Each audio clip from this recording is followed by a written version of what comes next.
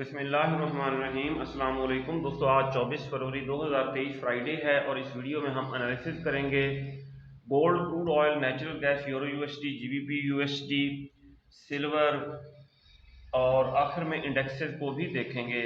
सबसे पहले अगर हम गोल्ड की कल की सूरत हाल डिस्कस करें तो दोस्तों, कल डाटा आने के बाद, हाई इम्पैक्ट न्यूज़ आने के बाद गोल्ड मार्केट डाउन आई और जो मैंने बाय का जोन अपनी वीकली एनालिसिस की वीडियो में बताया था, मैंने ये बाय का जोन ड्रा किया था, सही हो गया। यहाँ पे ये देखें बुलिश इनगल्फिंग बनी और मैंने यही बताया था कि 1818 1817 से लेकर 1828 ये बाय का जोन है। इस जोन में आने के बाद गोल्ड बुलिश हो सकता है और आने वाले हफ्ते में मैंने यही बताया था कि गोल्ड मार्केट बुलिश रहेगी। सही हो गया। डाटा आने के बाद 1818 से थोड़ा नीचे वीक निकाली मार्केट ने, ये देखिए 1817.27 तक, और अब वाज़ेह ये देखिए मॉर्निंग स्टार बना रही है, मार्केट बुलिश होने की कोशिश कर रही है। बहरहाल आज के दिन हमारी ट्रेडिंग स्ट्रेटेजी क्या होनी चाहिए ये हम बाद में डिस्कस करते हैं, पहले हम न्यूज़ देख लेते हैं आज की। जी दोस्तों, फॉरेक्स फैक्ट्री पे आज का अगर हम डाटा देखें 24 फरवरी फ्राइडे का, तो ये न्यूज़ तो गुजर चुकी हैं। अब यूएसडी से रिलेटेड पाकिस्तानी वक्त के मुताबिक रात 6:30 बजे high impact news 4 PC price index का डाटा आएगा। फर्दर 2 लो इम्पैक्ट न्यूज़ हैं और 8 बजे 2 मीडियम इम्पैक्ट न्यूज़ आएंगी और G20 की मीटिंग सारा दिन जारी रहेगी और ये भी मीडियम इम्पैक्ट न्यूज़ है। और लो इम्पैक्ट न्यूज़ 8:15 बजे FOMC मेंबर की स्पीच है।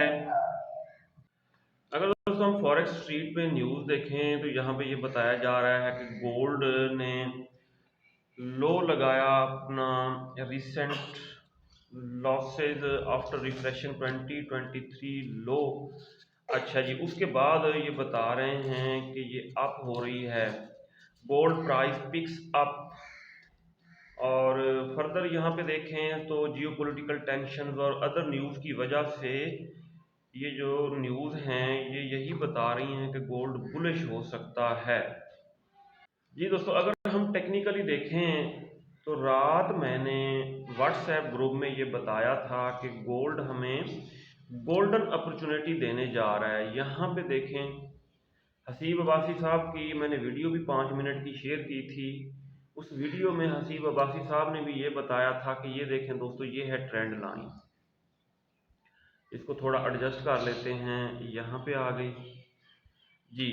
और इस ट्रेंड लाइन से गोल्ड अगर होता है अप तो ये हमारे लिए गोल्डन अपॉर्चुनिटी होगी और फिर यहाँ पे जो हम बाय की ट्रेड लगाएंगे इसको हम होल्ड कर सकते हैं 1900।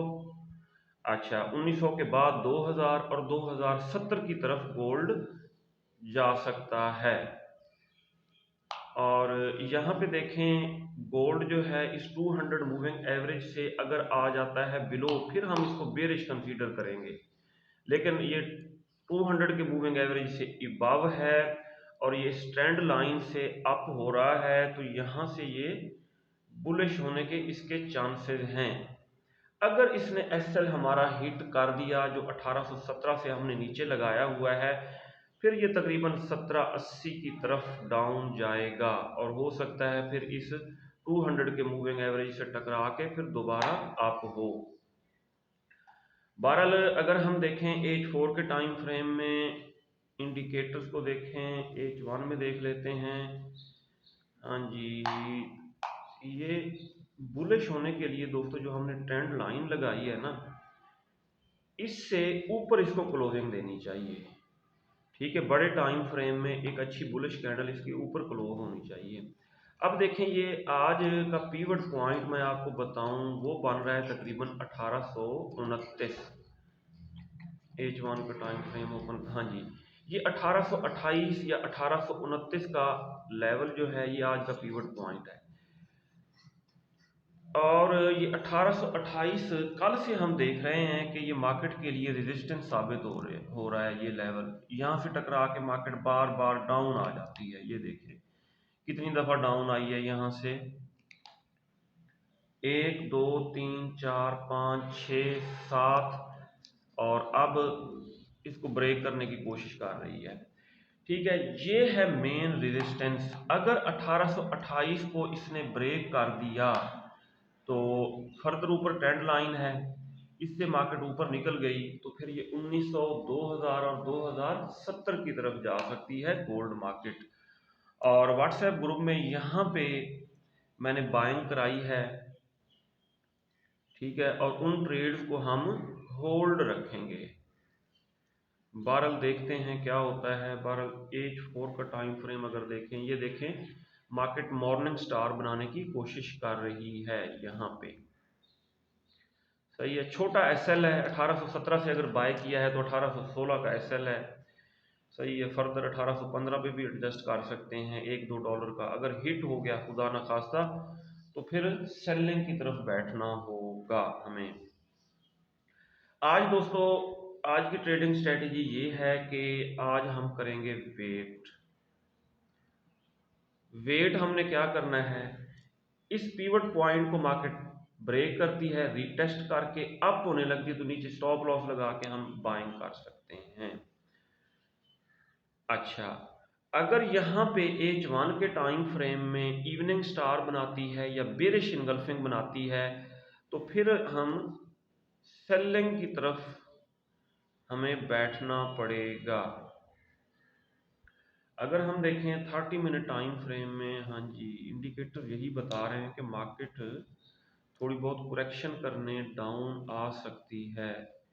इसी तरह 15 मिनट का टाइम फ्रेम क्या बता रहा है जी, 15 मिनट का टाइम फ्रेम भी यही बता रहा है कि मार्केट यहाँ से थोड़ी बहुत डाउन आएगी। ये देखें ना, इंडिकेटर जब ये बॉटम में आके टकरा के अप होने लगे फिर गोल्ड भी दोबारा अप होने लगेगा।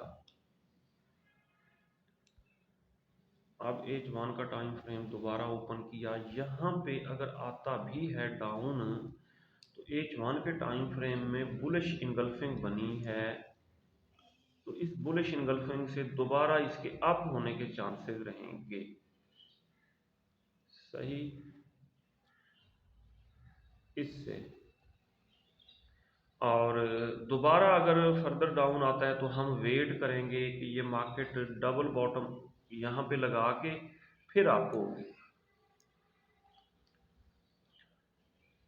और अगर फिर इसको 1817 को कर देती है तो ब्रेक फिर ये चली जाएगी 1790 1780 की तरफ। जी दोस्तों, अगर हम XTI USD, WTI USD, US oil को देखें बड़े टाइम फ्रेम में देखते हैं D1 में, ये देखें दोस्तों, पहले मार्केट ने लो लगाया 70 पे, दूसरा लो लगाया 72 पे, अब तीसरा लो 73 पॉइंट समथिंग, ठीक है। क्योंकि ये देखें ना, ये ट्रेंड लाइन आ रही है, मेरे ख्याल में मार्केट अपना लो लगा चुकी है और वो अपना क्रूड ऑयल जो है यहाँ से दोबारा बुलिश हो सकता है। ये देखें, ये ये और अब यहाँ से ऐसे होगा। इसी तरह H4 के टाइम फ्रेम में दोस्तों अगर हम देखें, ये देखें गोल्ड हमारे बाय के जोन में, पहले मैंने सेल का जोन ये बताया था, D1 के टाइम फ्रेम में बेरिश इनगल्फिंग बनी और देखें क्रूड ऑयल यहाँ तक डाउन आया 73.6 तक, और फिर यहाँ से अब ये अप हो रहा है, अब ऊपर है सेल का जोन, ठीक है। इंडिकेटर्स भी ये बता रहे हैं कि ये सेल के जोन से टकरा के दोबारा थोड़ा बहुत डाउन आ सकता है, ठीक है। 76.8 से लेके 77.7 यहाँ से दोबारा इसको रेजिस्टेंस फेस करना पड़ सकती है क्रूड ऑयल को। बहरहाल अगर आपको डाउन मिलता है, लंबी ट्रेड लेना चाहते हैं, इस बाय के जोन में मिलता है तो आप इसको बाय करके होल्ड कर सकते हैं क्रूड ऑयल को। फर्दर अगर आप स्कैल्पिंग करना चाहते हैं तो जैसे ही यहाँ से टकरा के डाउन आए तो आप स्कैल्पिंग वाली ट्रेड्स लगा सकते हैं, छोटी छोटी ट्रेड्स। ये दोस्तों, अगर नेचुरल गैस को हम देखें D1 के टाइम फ्रेम में तो इसने लो लगाया, फ्रेश लो 2.124 2.124 पे, और यहाँ से फिर ये टकरा के अप हो रही है, ये देखें जी। और अगर ये नीचे विक छोड़ती ना कैंडल तो फिर कंफर्म था। हाँ जी, ये डॉजी के बाद इसने बनाई है। बहरहाल ये भी रिवर्सल का साइन ही होता है। अब हम D1 में अगर देखें तो यहाँ पे एक बेरिश इनगल्फिंग ये देखें ये बन रही है। अब नेचुरल गैस को बुलिश होने के लिए इसके ऊपर क्लोजिंग देना पड़ेगी, इस जोन से ऊपर। ये बन रहा है 2.68 का लेवल। ठीक है, अगर इसको ब्रेक कर जाती है तो फिर रीटेस्ट करके फर्दर अप ही होगी और ये फिर इसका लोएस्ट लो कंसीडर होगा। ठीक है, 52 वीक्स का। और फिर ये तकरीबन जाएगी दोबारा 5 की तरफ, और 5 के बाद 8 और 9 की तरफ भी दोबारा जा सकती है, लेकिन इतना ज़्यादा नहीं। ये 200 का मूविंग एवरेज इशारा करके बता रहा है ये तकरीबन 6 के आसपास जाएगी। अच्छा, अब ये सूरत हाल वाज़े हो गई कि नेचुरल गैस जो है ये बुलिश साइन दे रही है, लेकिन 2.68 को ब्रेक करना होगा फर्दर बुलिश होने के लिए। अगर इसने ब्रेक कर दिया तो फिर ये वाज़ेह बुलिश ट्रेंड की तरफ चली जाएगी। जी दोस्तों, अगर हम सिल्वर को देखें, ये देखें ये रेड जोन जो मैंने ड्रा किया था, इसके ऊपर थोड़ी विक निकाली है, लेकिन कहाँ तक डाउन आई है, बहुत ज़्यादा डाउन आई है। और यहाँ पे अब बुलिश इनगल्फिंग बन रही है। इसके ऊपर हम जोन ड्रा करेंगे। ये देखें, इस एक रेड कैंडल को कंसेक्टिव दो बड़ी ग्रीन कैंडल्स ने इनगल्फ किया और ये बाय का जोन है। इस बाय के जोन से सिल्वर जो है दोबारा बुलिश ट्रेंड की तरफ जा सकती है। यूरो यूएसडी को अगर देखें तो हर वीडियो में तकरीबन मैं यही बताता रहा हूँ कि 1.057 जो है ये बाय का जोन है। यहाँ से ये मार्केट बुलिश हो सकती है। D1 का टाइम फ्रेम ओपन करते हैं। ये देखें जी, ये बाय का जोन बन रहा है। मैं आपको दिखाता हूँ D1 के टाइम फ्रेम में। ये जो ग्रीन जोन है ये बाय का, और मैं हर वीडियो में यही बताता रहा हूँ कि इस जोन से ये यूरो यूएसडी अप हो सकता है। एक और लेवल लगाते हैं। ये हॉरिजेंटल लाइन यहाँ पे लेके आए, सही। यानी 1.062 से लेके 1.051 ये बड़ा जोन है, तो ये बाय का जोन है। यहाँ से ये यूरो यूएसडी दोबारा बुलिश ट्रेंड की तरफ जा सकता है। अच्छा, अब अगर हम देखें H4 के टाइम फ्रेम में, ये जोन बड़ा बन रहा है। इसको प्रिसाइज करते हैं। सही, ये अभी तक वाज़े बुलिश होने का इशारा यहाँ तक, यहाँ पे तो नहीं दे रहा, लेकिन यहाँ पे लग रहा है कि थोड़ा बहुत ये अप होगा। 1.062 जब ये ब्रेक कर जाता है तो ये बुलिश ट्रेंड की तरफ चला जाएगा यूरो यूएसडी। बहरहाल ये बाय का जोन ही है। इस जोन में जितना डिप से आप पकड़ेंगे इसको, इसने होना बुलिश ही है।